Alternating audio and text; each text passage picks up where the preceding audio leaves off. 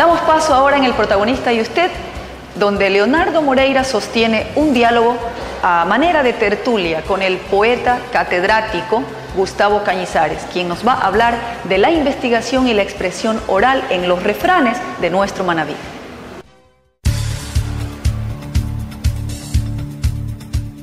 Sí, efectivamente, Damián, me acompaña pues Gustavo Cañizares. Él dice que antes que poeta es... refranero. Refranero, esa es la palabra. ¿Y por qué refranero, Gustavo? Refranero porque descubrí que los refranes tienen una sabiduría popular tan profunda, que están en la poesía, están en la décima, están en la novela, están en el cuento, están en el relato, están en las películas, en fin. ¿Qué te motivó a iniciarte? Porque tú antes que efectivamente que como poeta te identificas más con los refranes. ¿Qué te motivó a ello?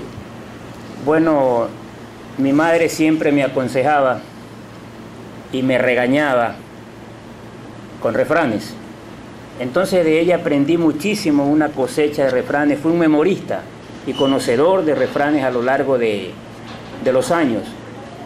Y como en 1987 hubo un concurso nacional de refranes populares del universo, lo hizo. Entonces gané un primer premio con 800 refranes que mandé. Y una periodista guayaquileña me dijo, poeta, dice, ¿por qué no publico un libro de refranes que están sabrosos, tan formidables? Claro, y allí surgió este libro. Allí surgió ese libro, Los Refranes Populares. Ya, los refranes populares. Hiciste una investigación. Básicamente, ¿dónde hiciste la investigación? Para extraer, o sea, ¿cuál fue tu fuente? Mi fuente fue directamente... Aparte de tu mamá que dice. Claro, la primera fuente fue ella y yo la recuerdo mucho. Fueron los propios informantes populares. Siempre en Esmeraldas recorrí campiñas, recorrí aldeas, aquí en Manabí también, los campos, los refraneros viejos, los hombres abuelos de las comarcas. Decían los trovadores que se decían en el campo literario, ¿no? Exacto. Que andaban de pueblo en pueblo predicando el verso, la oratoria, ¿no? Así era antes, ¿no? Así es. Y Gustavo, y ahí nace esto del chihualo, el amorfino, estas cosas. Todo este conjunto de la cultura regional, popular. Pero indiscutiblemente, Leonardo, me llamó mucho la atención los refranes, porque todos los estratos sociales los conocen y los aplican. Entonces ya me dediqué a estudiar sus orígenes. El refrán nació en los poemas de españoles antiguos, en el estribillo popular, pero debido a su gran categoría festiva, fueron independizándose y allí adquirieron la categoría de refranes. Y Gustavo, los manavitas tienen, especialmente la gente del campo, tienen una gran identidad, porque ellos, sin haber estudiado de su propia inspiración, cuando tú conversas con un campesino, ellos siempre te salen con un refrán. ¿De dónde nace eso? Ellos nacen de la observación, porque el refrán nació de un caso hecho fortuito, que alguien lo vio, lo observó y lo resumió ingeniosamente, y pasó a convertirse en parte vital de la subcultura. Y con un regional. enorme significado social, ¿no, Gustavo? Así es. Indiscutiblemente el campesino, si llevaba, por ejemplo, un caballo y una mula, y la mula se paraba a mear, entonces enseguida el campesino, como veía el caballo que estaba al lado de la mula, decía, ya, cuando la mula mea, el macho descansa.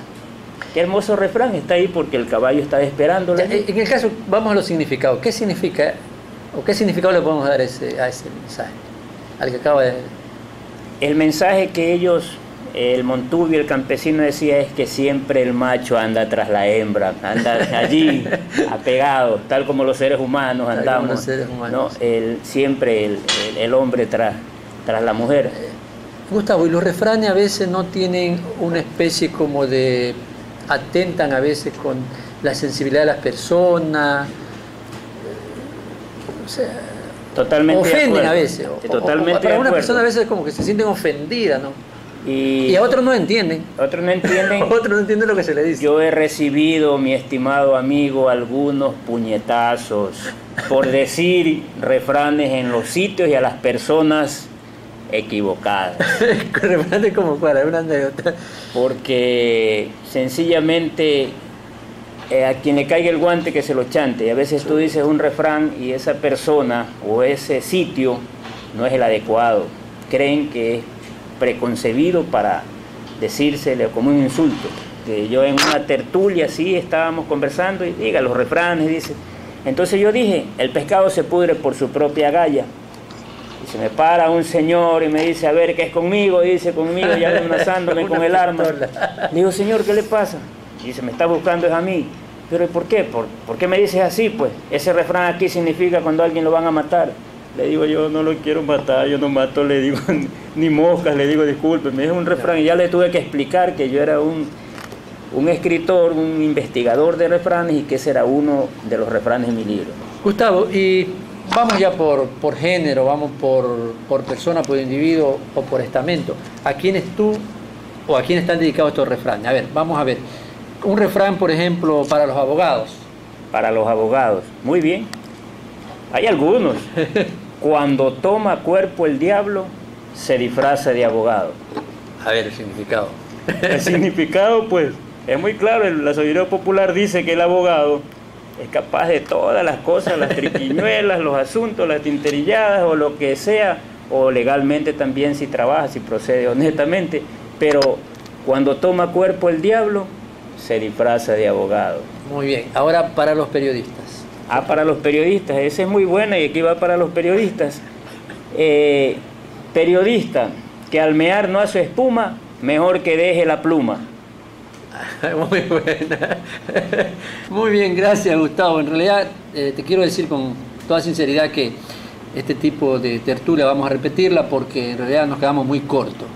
Se nos ha quedado bastante material y te felicito y esperen la nueva edición del libro de Gustavo Cañizares. Pero antes quisiera que tú también le hagamos un versito o un refrán a nuestra presentadora Damia. Está esperando ya con ansiedad. Con muchísimo gusto, acá. Damia. Aquí estás, Damia. Damia, Dios bendiga tu hermosura de mujer. Pobrecitos los ciegos, lo que se pierden de ver. Tu hermosura es que me ha recetado el doctor para curar y para hacer andar mi locomotor. Qué bien, qué bien. Muy bien, Damia, pues. Con eso despedimos a Gustavo y vamos contigo.